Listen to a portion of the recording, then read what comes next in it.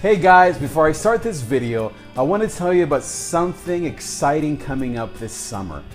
In July, right after the 4th of July weekend, I am going to host here at my house a Living on GOZO Street Conference. Right here in my own house. It's going to include topics like the ones you've heard here on this channel about how to live a life of joy. Not only that, but I'm also going to be performing some of my brand new songs that I've been working on. I'm so excited to share with you. And here's how it's going to work. We're going to choose the first 25 people that want to come. And because obviously my place is small, I want to reach out to you out there and all of my followers and people that may listen to this. You might be local, you might be from another part of the country or even the world.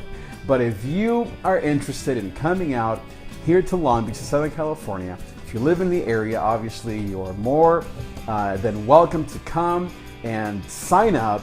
And if you are one of the first 25 people, then you will be here in my own house experiencing one of the most amazing and joyous moments that you'll ever have in your life. So I want to invite you to go to my website, davidtrigg.com/GOZO, G-O-Z-O. GOZO means joy. So again, go to davidtrigg.com/GOZO. Go there and sign up today. Do it right now before this weekend goes by, before it gets too crazy, before you waste too much time. Make sure you're one of those first 25 people to sign up. It's going to be an awesome conference. It's going to be so amazing. It's going to be completely free to the first 25 people that come. And you can again experience an amazing time of joy, of grace, of laughter, of music, and most of all, of GOZO. Thanks so much for watching, and now let's get into this video. How do we find hope in the middle of change? You know, we're here in the middle of May, almost to the end of the school year, and it seems like everything is changing. School is ending, things are getting more difficult, midterms and exams. For a lot of parents, it's the end of a season, of an era, as maybe your child or your growing adult is now moving on to college. For many, it's a time of getting married and of finally getting to that change in your life when you're now going to be committed to someone for the rest of your life. Change is in the air. And a lot of times when we experience change or a transition, even though maybe we're busy for a moment and we sort of forget about our problems, we feel like we're grieving, like there's a loss. What can we do when we experience loss?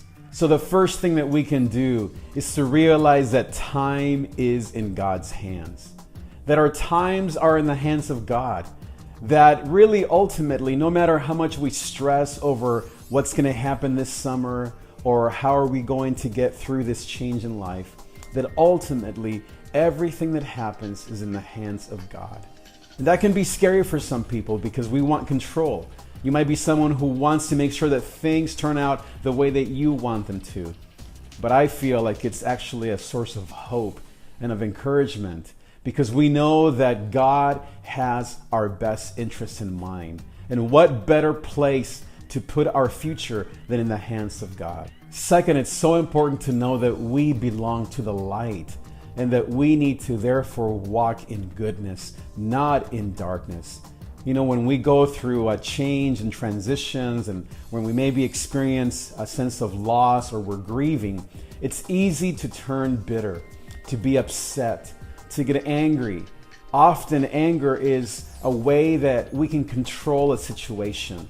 We maybe get upset with our children. We get mad with our coworkers. Maybe we get angry with an aging parent that we want to bring back to health. But what we need to realize is that we belong to the light, that we need to be walking in hope, in goodness. It is when you and I walk in the light of God that we'll actually have the perspective to be able to go through these times of change. When we're able to be positive and to think of all the great things that God is doing in our lives, then we can truly experience hope and joy. And that's why the third thing is so important, is to stand firm and to put on the armor of God. You know, it's not enough just to simply think positive thoughts. We need to literally be clothed with the salvation and the strength of God. It's so important that you literally consider yourself a soldier or a gladiator, or maybe like an athlete that's going to put on all of his or her gear. Imagine if you're seeing a football game, or maybe when a sprinter is ready to run, they put on the right equipment, the right shoes, the right clothing. If they're playing football or if they're into boxing, they have to have the right protective gear. In the same way, when we are going through loss, when we are going through change, you need to make sure that you put on the helmet of salvation, that you put on the breastplate of righteousness, that you take up the shield of faith to quench all those fiery darts, that you put on the belt of truth, that you put on the shoes of the gospel, of the peace of God.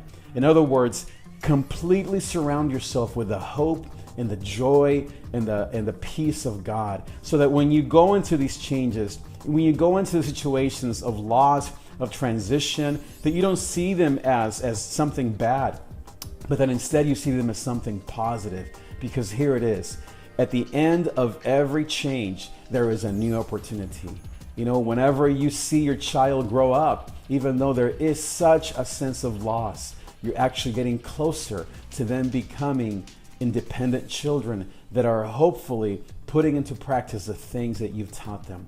When you see your parent that is aging, and maybe they're now changing physically how they function, even though there is a huge loss and there is a sense of grieving, you can look forward to the fact that maybe they're going to be more restful. They're going to be maybe around more. And maybe you may have an opportunity to actually love them in a different kind of way. And lastly, and I think the most important point, is to encourage each other. You know, I think every one of us needs someone to speak encouragement into our lives. That is my hope through this channel and through what I call GOZO Living.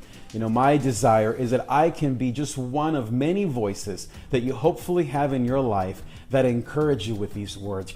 I love how the scriptures say to put on the armor of God, to make sure that you are alert, to make sure that you don't lose hope, that you don't grieve, it says, like those who have no hope. Then at the end of all this amazing advice, the author says, encourage each other with these words.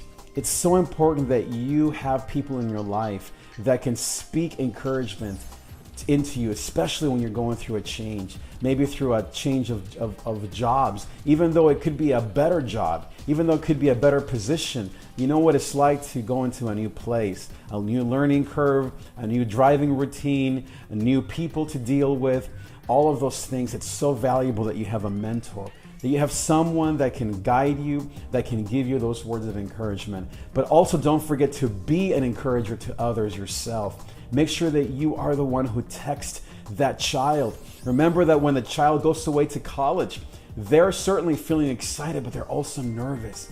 Encourage them. When you see somebody who's about to get married, of course they're excited, but make sure that you encourage them, because you know it's very stressful as you go into a wedding and even the first few months or even the first few years of a marriage.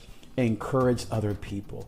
All of these things will help you navigate the change and the transitions in life. And I am convinced that they will give you hope, and they will help you to grieve or to go through change, not as those who have no hope, but as those who have true joy, who have true peace, who are truly experiencing what we call here a life of gozo. Hey, this is Trig. Did you like this episode? There are 3 things that you can do to make sure that you stay on track with GOZO Living and with this message of joy.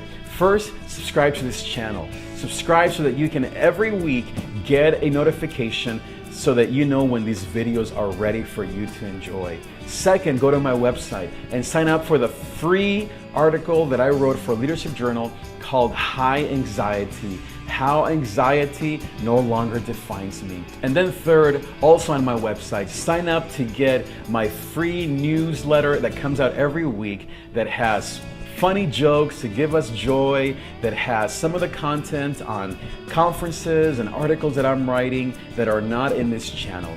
You can click on the subscribe button right here on this video. Go to my website, check it out. Most of all, I am so proud of you. I am with you. I am cheering you on. I am thankful for what you're doing to live a life of joy, adventure, overcoming crisis, and discovering who you love. Thanks so much for watching. Your GOZO friend. I will see you next time.